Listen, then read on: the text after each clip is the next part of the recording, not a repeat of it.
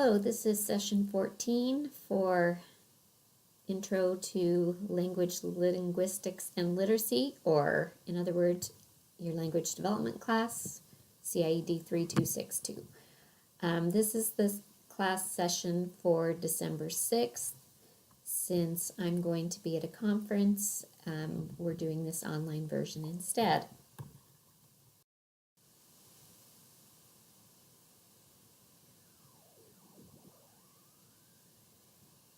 Since we just passed Thanksgiving, I thought you might like this recipe for pumpkin pie. Take a look and see what you can figure out about this 5-year-old.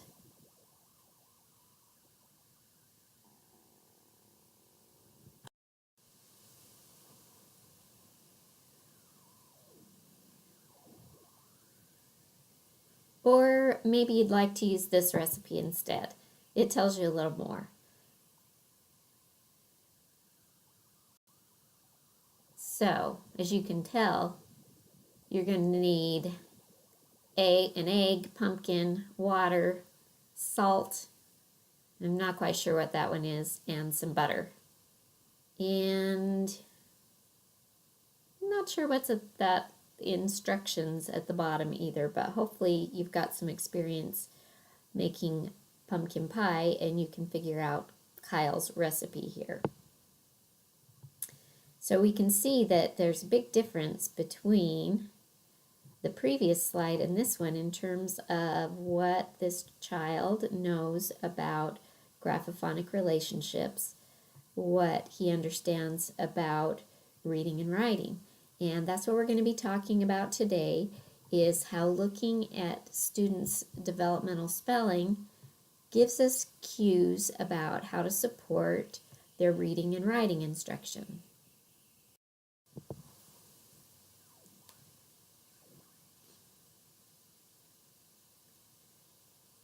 Developmental spelling gives us insights into the development of kids' word analysis skills and really demonstrate their language and word knowledge. By looking at a student's developmental spelling, we can tell about their phonological awareness, their phonemic awareness, their understanding of the concept of word, some information about what high frequency words they know, and what they know about graphophonic patterns. For example, the silent E pattern or the vowel pair pattern.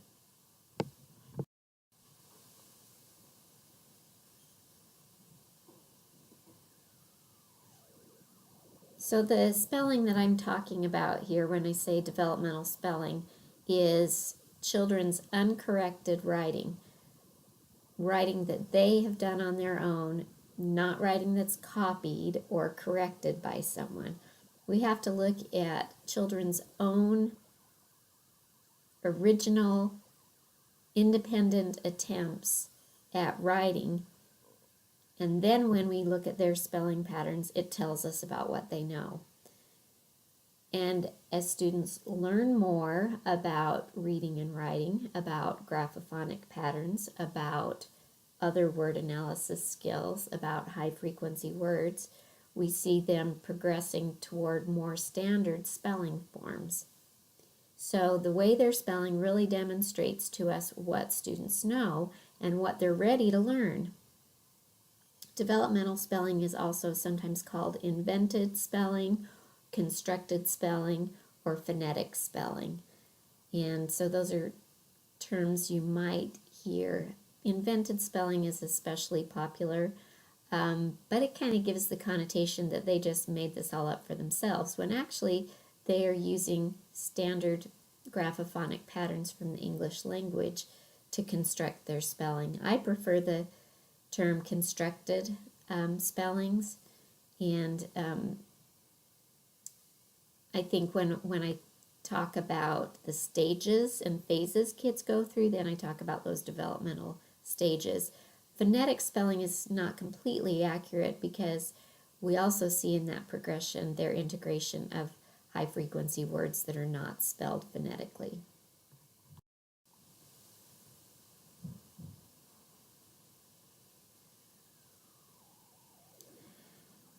Encouraging children's constructed spelling or developmental spelling patterns has some real advantages.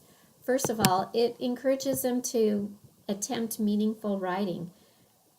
If they only write words that they definitely know how to spell correctly, they're very limited in what they can actually write. And so writing can't be as purposeful for them. If they can use what they know about the language to demonstrate their meanings that they're trying to convey, then they're really free to say what they want to say, to communicate using what they do know about the written language. Encouraging developmental spelling or constructed spelling encourages risk-taking. That's a really helpful attribute for learners to have. If we're not willing to take a risk, we're not going to learn much of anything. So by encouraging constructed spelling, we're supporting their initial risk-taking behaviors as learners. Developmental spelling also supports independence and confidence, as kids just give it a go. They just try what they know and do their best, and they don't have to be reliant on the teacher to come and tell them how to spell every word. Also, using constructed spelling develops their reading and writing skills, and it gives them lots of practice with phonics, reinforcing their phonics knowledge through developmental spelling really supports their decoding, their ability to read words that they don't know.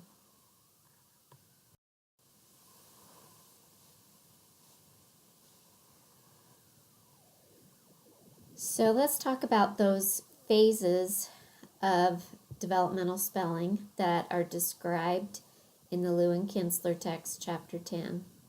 The first phase is the pre-communicative phase. In this phase, we might see just random drawing. There's not really a communicative intent. In other words, they don't have a specific message in mind that they're trying to convey through their drawing or pseudo-writing attempts. There's really no evidence of phonological or phonemic awareness. In other words, they're not trying to represent words. We don't see word breaks. They're not demonstrating their graphophonic knowledge. We don't see any indication that they understand that letters represent sounds. At this stage, we might see letters or letter-like forms, but those are not really representing sounds. They just happen to be letters that the child knows, or shapes that look kind of like letters that the child is attempting. As they move through this phase, they might start to indicate lines as they understand the way print works, top to bottom, left to right, and that we use lines. As they develop that understanding, they might show some indication of lines in their drawing or pseudo-writing.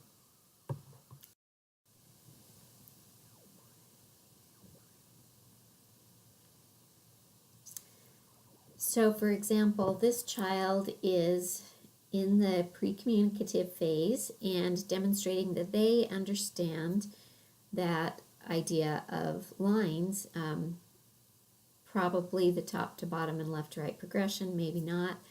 You can see a few lines down, there are some kind of letter-like forms, but definitely no attempt to match letters with sounds or really represent words. It's just strings of lines.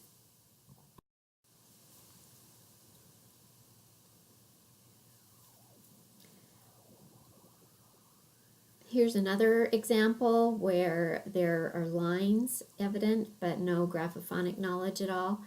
I would still call this pre-communicative phase, even though this 5-year-old was able to tell me what her message said, and she was pretty consistent about that. So she brought in a brown bag with leaves and had glued one of the leaves onto this page and written a little message that she had gone out and collected leaves with her family the night before. So she could tell me her message. So she was trying to communicate. So we're leading into the semi-phonetic phase, but as you can see, there are really there's no indication here of graphophonic knowledge. So I would still call this the pre-communicative phase.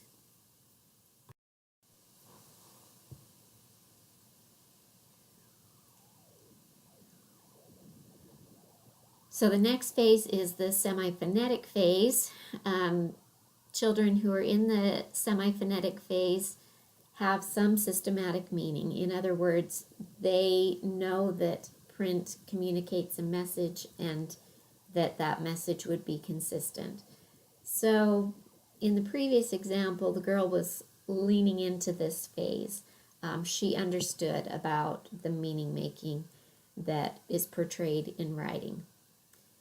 In the semi-phonetic phase, children are beginning to develop some phonological and phonemic awareness skills. So we're probably going to see spaces between words, even if words are only represented by a single letter or by a letter and a squiggle. We're going to see that they kind of are understanding that idea of words, and that most words are represented in some way in their writing. They're beginning to develop the graphophonic knowledge, and this is a demonstration of the underlying phonemic awareness that's necessary for them to apply that graphophonic knowledge. Remember, the phonemic awareness is just their knowledge of sounds and their ability to manipulate the individual sounds in words. But when they start to be able to pull those words apart using their phonemic awareness and match those sounds with letters, that's indication that their graphophonic knowledge is developing, that they know that letters represent sounds. They mostly use consonants at this stage because often the name of the letter which they're learning corresponds with the sounds. That's true also of the long vowels, so we might see some long vowels represented, although consonants are definitely showing up sooner and more frequently. We are going to hear the beginning and ending consonants more easily, and so kids are going to include those earlier in their writing, the beginning consonant and ending consonants. Those middle sounds, medial sounds, are a lot harder to segment phonemically, and they're also harder to demonstrate graphophonically. So we're not going to see too many vowels and medial sounds at the semi-phonetic phase. They're going to include in their writing some common sight words, words that they see frequently, words that are meaningful to them, especially words like their name or their mom, words like that are going to be of special importance to them, might show up in the semi-phonetic phase.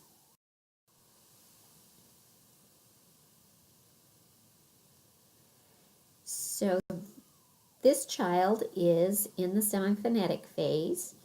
You can see that he is representing a lot of consonant sounds. We could say maybe sight words, I. Only one other vowel besides the I, so the vowels definitely haven't come yet. This, I'm going to translate it for you. My cat is nice.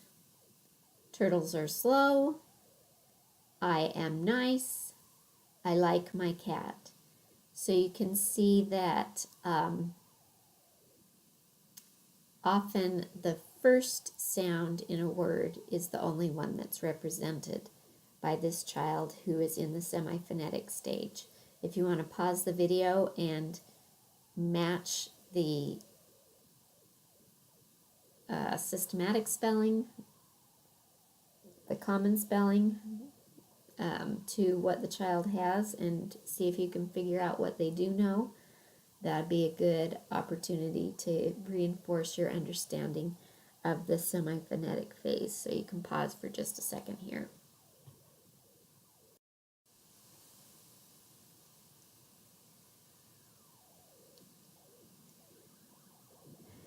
So now we're going to go to a short video that shows a child reading what she has written, and this child is in the semi-phonetic phase. You can kind of tell that already by looking at her writing, but sometimes it's hard to tell just by looking at a kid's writing what stage they're in. Sometimes you really have to have them read it to you so that you can see, do they have a systematic meaning? Are they representing sounds with letters? You don't really know that with writing like this until you hear a child read it, and then you can see how what they're reading matches up with the letters that they've represented. So let's take a look at that video. There's a separate link to that in Blackboard, and then you can go on to the next portion of the PowerPoint.